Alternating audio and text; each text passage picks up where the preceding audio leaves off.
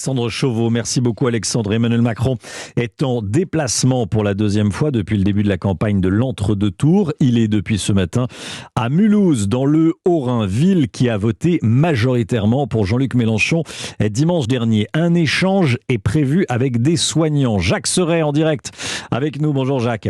Bonjour. Le sprint final continue, Absolument, Emmanuel Macron, cette fois bien décidé à battre la campagne, à multiplier les déplacements, les échanges.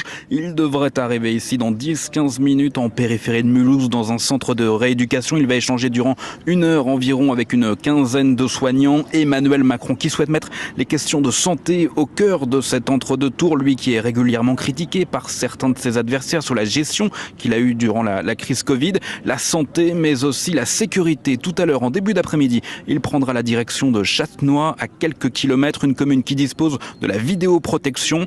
Emmanuel Macron va aller à la rencontre des habitants et des commerçants pour évoquer cette thématique chère à l'électorat de droite. Et puis ce soir, ses équipes ont préparé un rassemblement dans le centre de Strasbourg pour un discours sur l'Europe. Mais durant cette journée qui s'annonce très dense, Emmanuel Macron risque bien d'être rattrapé par les questions sur sa réforme des retraites. Il s'est dit hier prêt à bouger, évoque maintenant 64 ans au lieu de 65 comme âge de départ. Une concession aux allures de reculade pour tenter de séduire l'électorat de Jean-Luc Mélenchon, alors que dans le même temps, il a reçu ce matin, vous le disiez, le soutien de Nicolas Sarkozy ou encore celui de Lionel Jospin. Grand écart politique et la première réaction du candidat à ses soutiens est vivement attendue. Merci beaucoup Jacques Serret.